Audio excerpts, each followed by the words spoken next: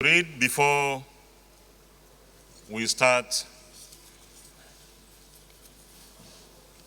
the deliberations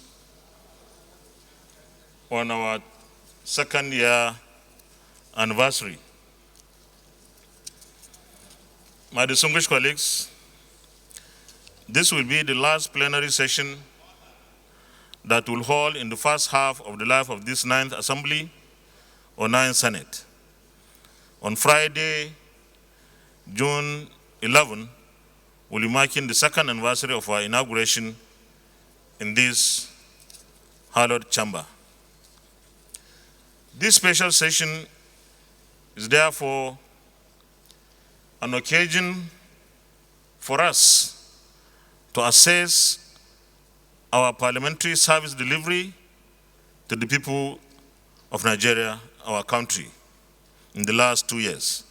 In other words, it is an appropriate step to have a midterm review of how we deployed legislative interventions to enhance good governance in our country. Distinguished colleagues, this is also an occasion that gives us the opportunity to review our legislative agenda to reflect the new challenges and issues of the moment that have arisen in our country in the last 2 years. This occasion is also an avenue to redefine our strategies on how to carry out our effective oversight on the executive arm of government. And of course, our committees have been doing a good job in the oversight of the MDS, but we should be able to identify the ways and means of improving this oversight activities, which is a major pillar of our tasks and mandate as senators.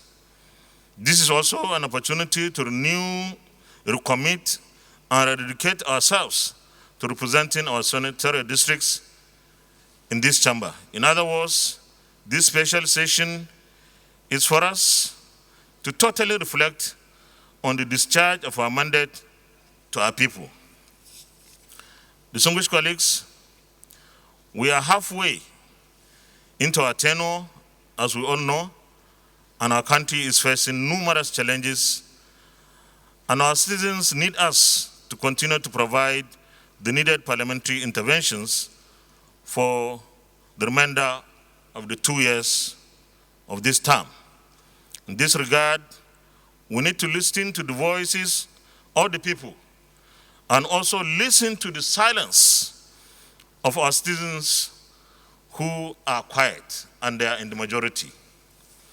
Distinguished colleagues, at the outset of our journey in June 11, 2019, we had developed a comprehensive legislative agenda to guide us in the pursuit of our constitutional mandates of lawmaking, oversight, and representation.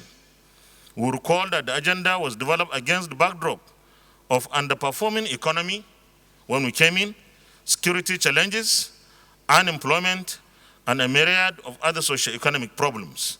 The thrust of the agenda was therefore to contribute solutions to those and other challenges and restore the hope of Nigerians in their country and their confidence in its democratic institutions, especially the National Assembly. The key focus areas of the agenda are the economy, security, constitution amendment, anti-corruption legislation, judiciary reforms, electoral reforms, and socio-economic development through poverty alleviation, jobs creation, education, and healthcare. Permit me, therefore, to examine some of the interventions we have made so far in those areas. Lawmaking. The primary responsibility of Parliament is to make laws for the good governance of that country. That is also the priority of our agenda. The Senate passed hundreds of bills, legislations including confirmation of appointments for executive arm of government. About 742 bills were introduced during the 2 sessions of the Assembly, of which 58 have been passed, 355 bills have gone through first reading, 175 bills have gone through second reading and have been referred to the relevant committees for further legislative business, while 11 bills referred by the House of Representatives for concurrence have also been passed. The bills cut across all the sectors and touch on most areas of needs in the lives of our citizens. The economy, as I've said earlier, we agreed in our agenda to focus on some key areas, including the economy. One of our most significant interventions in this sector is the restoration of the national annual budget to the January to December cycle. This measure has made the nation's fiscal plans more predictable and boosted the confidence of local and foreign investors in our economy. It is noteworthy that for the first time under the Fourth Republic, the budget achieved 100% implementation level last year, the 2020 budget. The restoration was achieved in partnership with our colleagues in the House of Representatives and with the cooperation and commitment of the executive arm of government. And it signaled the possibilities in our country when all stakeholders are working together. Also noteworthy is the passage of the Deep Offshore and Inland Basin Production Sharing Contracts Act, CAP, D3 LFN 2004 Amendment Bill 2009. We passed this very important law to increase Nigeria's share of revenue from its crude oil.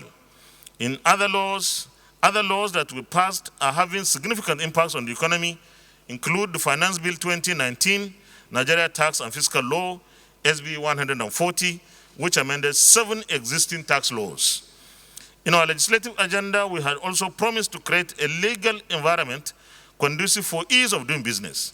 We kept this promise by passing the Companies and Allied Matters Act, CAP C20 LFN 2004, Repeal and Reenactment Bill 2019, SB 270. On the PIB, we promised to break the jinx on the petrol industry bill, and we are on the verge of doing this by finally passing the bill sometimes this month of June, something that has defied passage for over 20 years. On the security challenges, we are currently pushing our country to the edge to ensure security challenges are currently pushing our country to the edge of the precipice. Insurgency, banditry, kidnapping, and attacks on public facilities are occurring daily in many parts of the country, with our security forces stretched almost to their elastic limit. To address the emergency, we passed several resolutions as part of our legislative interventions and kept engaging with the executive in order to achieve the desired outcome. And here, this Senate, under the leadership of the Senate leader, held a roundtable discussion with all the security agencies, and we had very, very supportive resolutions which we passed to the executive arm of government.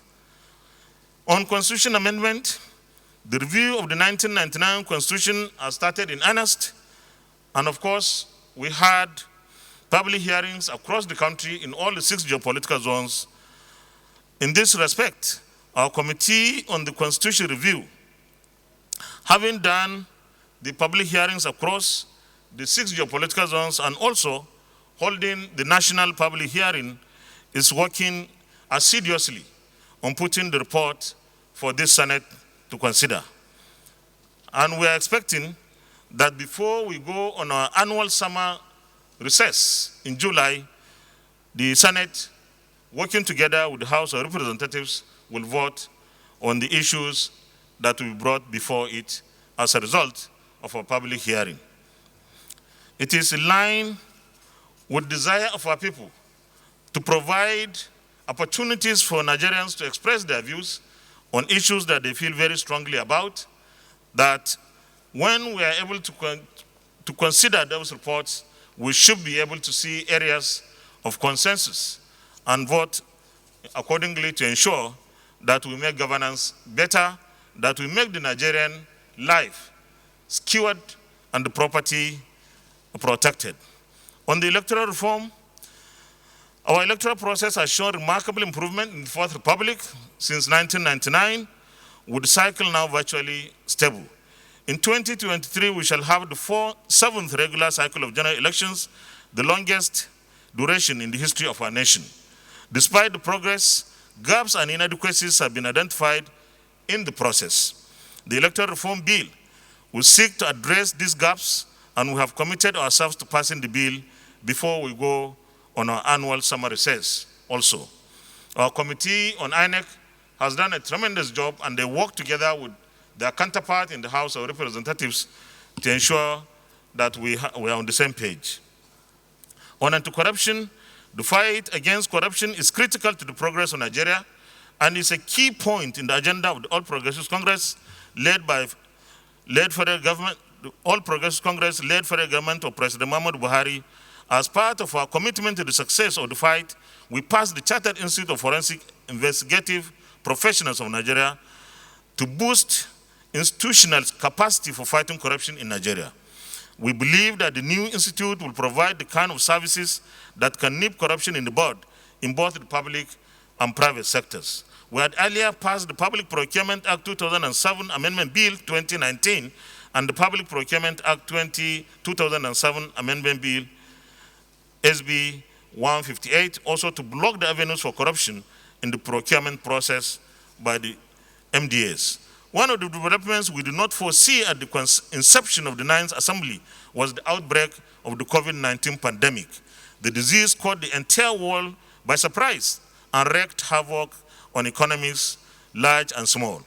Thanks to the unity of purpose in this chamber and the National Assembly at large. However, we are able to provide the necessary intervention in support of the efforts of the executive arm to combat the virus. And we will hear from our committee chairman on health and other senators. To help the nation cope with health emergency and its dire economic consequences, we promptly revised the budget which we had passed earlier in the previous December. Distinguished colleagues, permit me to conclude these remarks by expressing my profound gratitude to you all, my distinguished colleagues, for the support and cooperation that you have graciously given to the leadership of the Senate over the past 2 years. This has been one of the most peaceful, stable, focused, and productive Senate, and the credit goes to you all. You have always risen above partisan interest to stand firm for the unity, peace, progress, and development of our beloved country. I urge us all to continue in the same spirit so that we can keep the Ninth Assembly or Senate on its glorious course. Distinguished colleagues, I also want to commend the clerk of the Senate and the Secretariat for providing the support services necessary for us to function here. Similarly, I want to thank the Senate Press Corps, our friends, for providing valuable media coverage for our activities. You have been very professional, patriotic, and you are worthy partners. In conclusion, let me also thank our colleagues in the House of Representatives who have always been on the same page with us working for this great country. I want to also thank Nigerians for the support and understanding in the last 2 years. We cherish your constructive criticisms and call to order. As the representatives of our people, we must continue to engage and provide veritable platform for citizen participation in legislation in particular and governance in general. Thank you for listening. God bless the Federal Republic of Nigeria. Thank you very much. Leader of the Senate. Mr. President, my